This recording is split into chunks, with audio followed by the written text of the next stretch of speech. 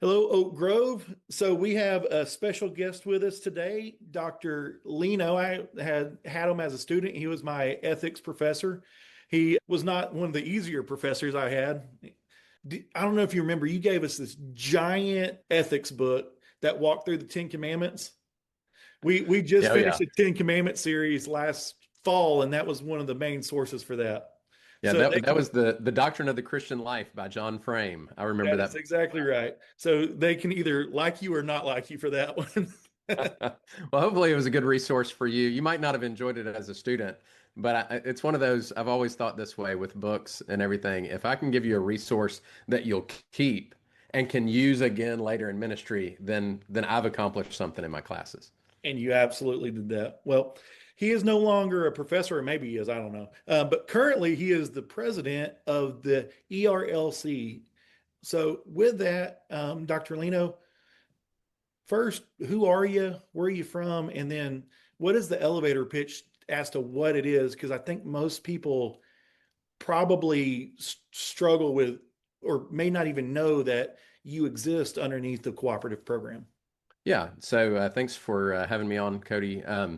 So I am a native of Memphis, Tennessee. Grew up there, and then have kind of moved all over in over my career.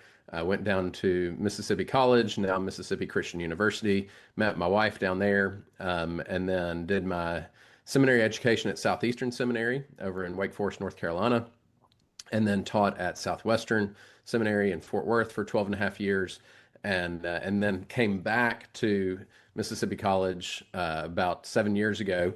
And then just this past June, I began as the president of the Ethics and Religious Liberty Commission. And so that the ERLC is one of our SBC agencies or entities. And we are the one that are specifically given the task of assisting churches by helping them understand the moral demands of the gospel, apply Christian principles to moral and social problems and questions of public policy, and then also to promote religious liberty in cooperation with those churches as well as the other Southern Baptist entities. So, in a nutshell, what the ERLC does is we resource churches to address the most difficult questions of their day and also advocate on behalf of those churches in the public square, particularly as it relates to policy. And that is quite the order. So, with that, where is the ERLC based, and what does its work look like on a day to day? Yeah, so we've got two offices. Our main office is in Nashville, Tennessee, and then we also have an office in Washington, D.C. A lot of people think that maybe DC is our primary office, but it's actually Nashville. And now I'm actually currently based in Clinton, Mississippi. I'm doing the job remotely while we're waiting on our son, who just started his senior year in high school, to graduate in May. And then I'll be transitioning to the Nashville office. But I already make trips up there. I already make trips to DC. But the day-to-day work that we do in those offices kind of varies.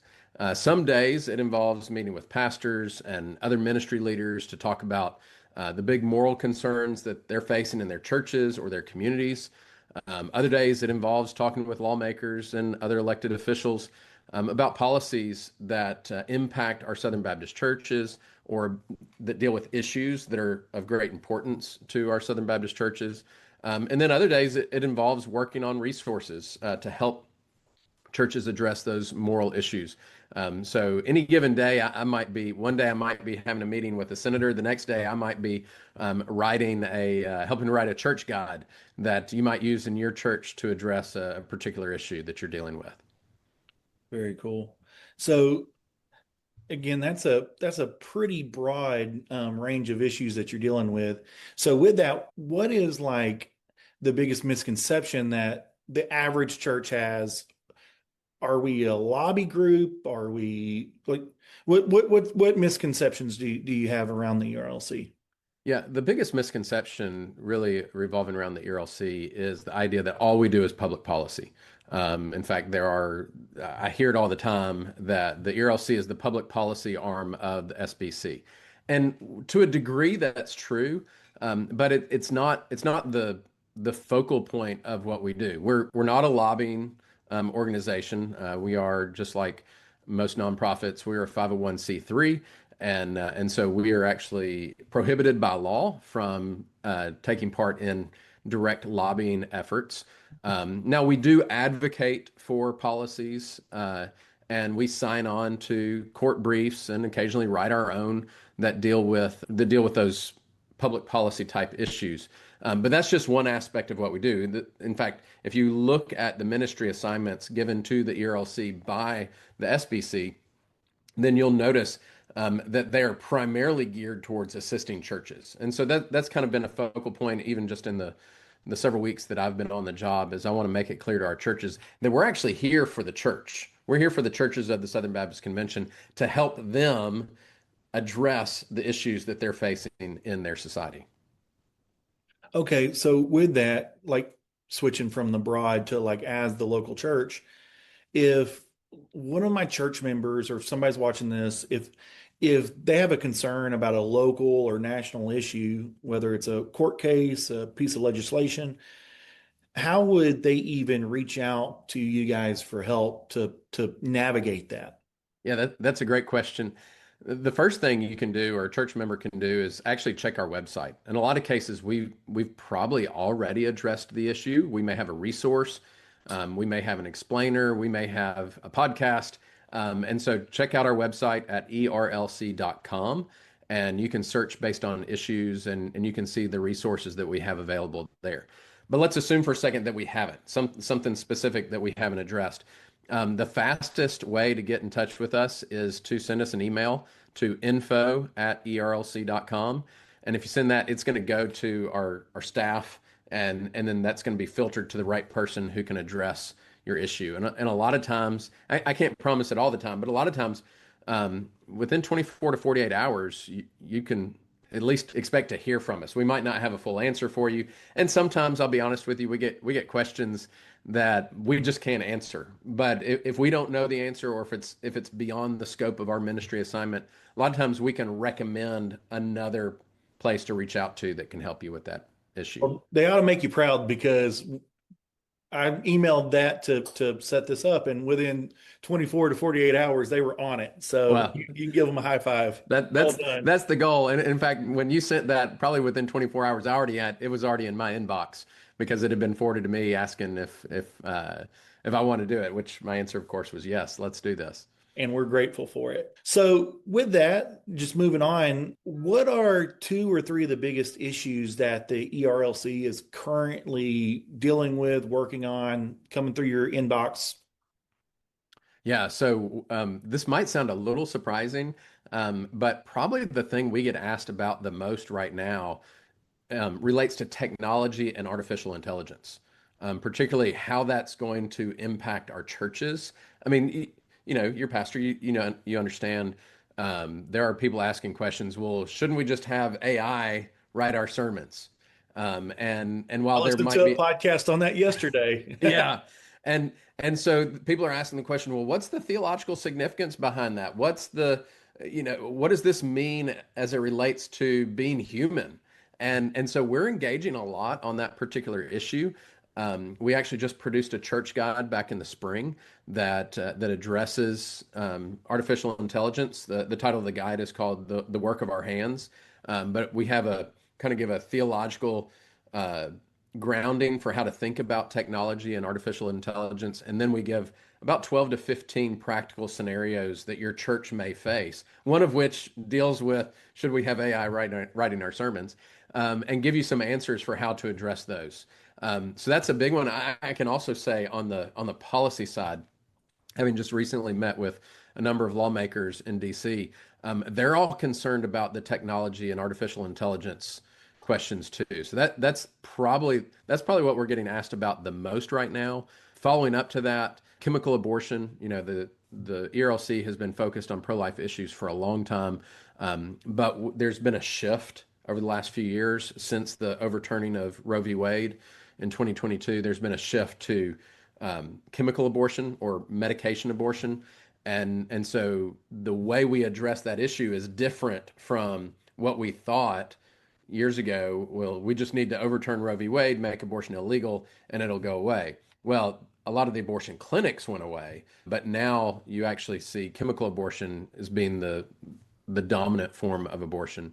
And then the other issue that we've been dealing with for a long time and continue to deal with is anything related to marriage and family, particularly as it relates to gender and sexuality. Those are still important issues. Transgenderism is a question we get asked a lot, and we weigh in on a lot on both the church side and on the policy side.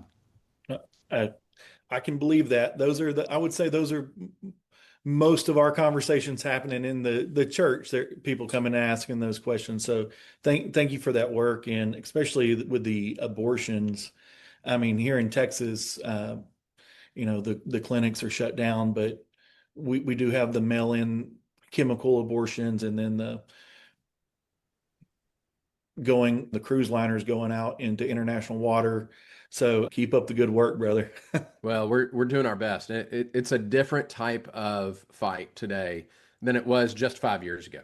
I mean, you think 5 years ago, Roe v. Wade was still the law of the land, and you had abortion clinics across Texas and Mississippi, where I am, and all over the country, and now the landscape has just completely changed. Hmm. Well, it's crazy how fast it moved too. Yeah, and one of the things, we kind of think about as we dig into this issue a little bit. One of the things we have to deal with too is the shipping of mail order abortion drugs across state lines, from places like New York or California coming into Texas and other states, and the fact that there's not even an in-person dispensing requirement for that. It's really the abortion industry has shifted to focusing on chemical abortion, and it's going to be another long, difficult fight, just like getting us to the point of the overturning of Roe v. Wade. Yes, sir. So that's more legislative fights or battles. I don't want to call them fights. With that, can you give me some examples of specific pieces of legislations or court cases that the ERLC has had to weigh in on recently? Maybe Yeah. ones that the body would be aware of, or maybe should be aware of. Yeah, so there were a good example are some cases that were just decided a few weeks ago. It was actually a joint Supreme Court decision in two cases, West Virginia v. BPJ and then Little v. Hecox. Both of these were cases related to transgenderism and girls' sports. And so they've been in the news a lot. And so the premise behind them was that West Virginia and Idaho had passed these laws that protected girls' sports. So in order to participate in girls' sports, you had to be biologically female. And so, of course, there were challenges to those. And so those went before the Supreme Court. And just in June, those cases were decided in a joint decision. They were decided on the basis of two questions. One related to Title IX, which is kind of the protections of in education related to sex, and then the other questions were kind of a little bit more complicated question. But in both questions, the Supreme Court decided to support the laws, and so in essence, saying that West Virginia and Idaho could have laws that said in order to participate in girls' sports, you must be biologically female. And so this is important.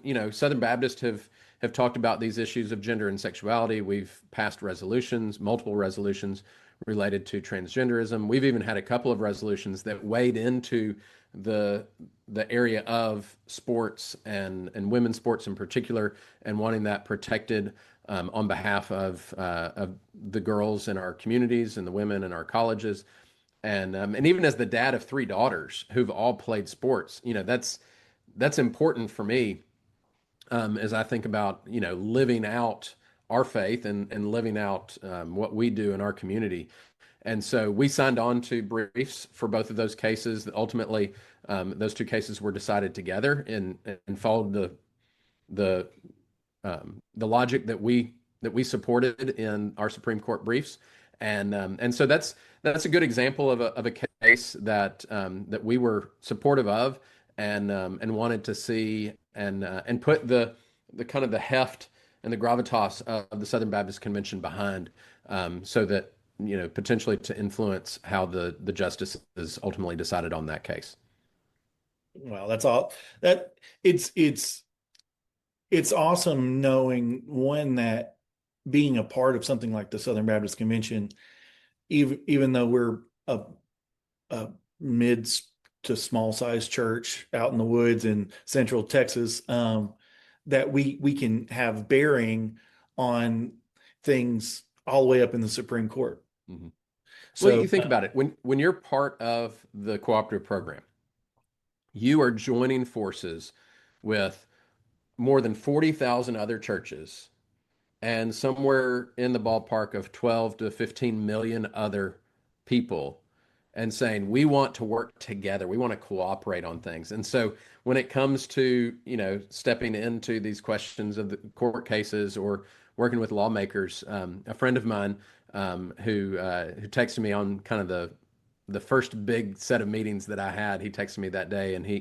told me, remember, when you walk into the room, you represent more than 12 million Southern Baptists, and no other person in that room has a constituency that large. And that's I thought, right. wow, that and so for you, but think about that for your church. Mhm. You have a church, you've got a few hundred people in your church, and you think, oh, we can only do so much. But the reality is, you can do this much, but together with the other 40,000 plus churches, we can do so much more.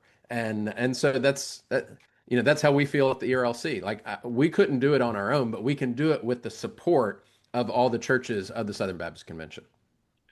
And I think that's a great plug for the cooperative program. I told you beforehand, like I'm just trying to educate the body on what we participate in.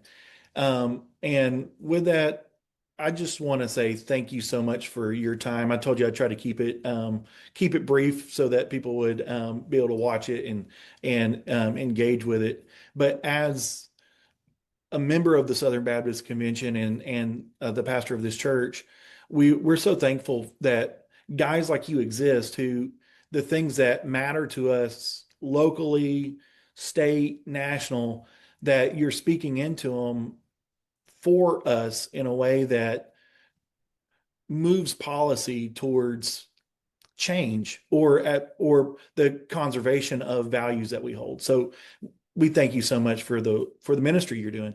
Well, thank you so much. It's an honor to be able to serve Southern Baptist in this way. Well, with that being said, Dr. Leno, thank you for your time. Thanks so much.